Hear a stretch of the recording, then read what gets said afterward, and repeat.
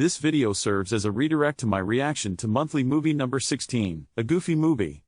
Originally, this reaction was intended to be released in August.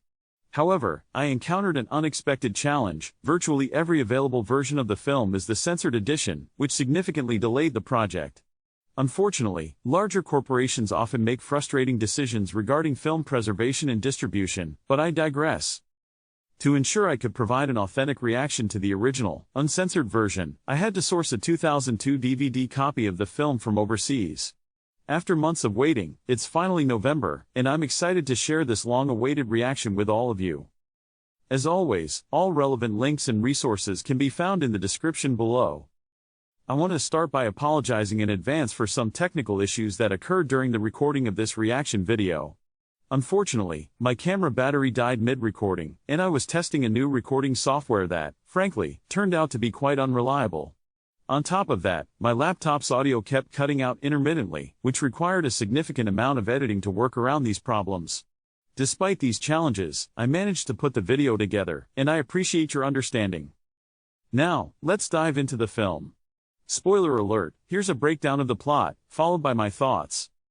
Max Goof is an ordinary teenager who dreams of winning the affection of his crush, Roxanne, idolizes the pop sensation Powerline, and struggles with a complicated relationship with his goofy yet well-meaning father, Goofy.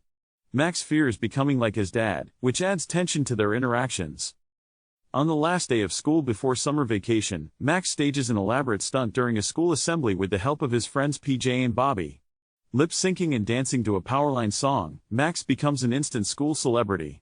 Seizing the opportunity, he invites Roxanne to a viewing party for Powerline's upcoming live concert broadcast from Los Angeles. Meanwhile, after being informed by Principal Mazer that Max's antics might label him as a delinquent, Goofy decides to take immediate action.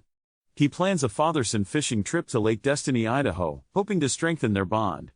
Max, however, is reluctant and, unable to confess the truth to Roxanne, fabricates a story claiming he and his dad are going to Los Angeles to see Powerline in person, even saying that Powerline personally invited them on stage.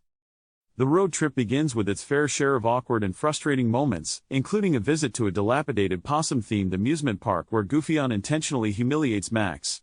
The pair later encounters PJ and his father Pete while camping. During a fishing session, Goofy demonstrates the perfect cast technique, accidentally attracting Bigfoot, who strands them in their car for the night.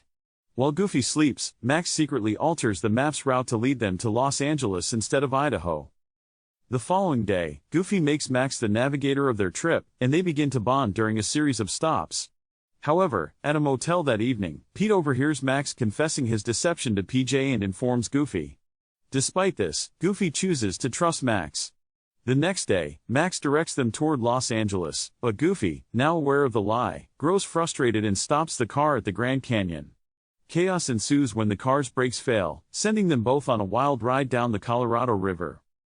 During a heartfelt moment, Goofy reassures Max that no matter what, he will always be his son, and the two reconcile.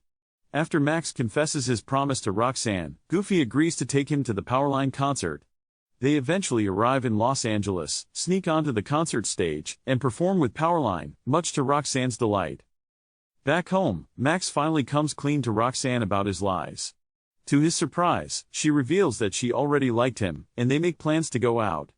The film ends with Goofy's car breaking down in a comedic explosion, sending him crashing through Roxanne's porch roof, where Max proudly introduces his dad to his new girlfriend. My thoughts? This movie is fantastic. It has memorable characters, an engaging story, stellar animation, and a perfect blend of humor and heart. I'd give it a solid 10/10. It's a timeless classic, and I can't wait to revisit this world in the sequel.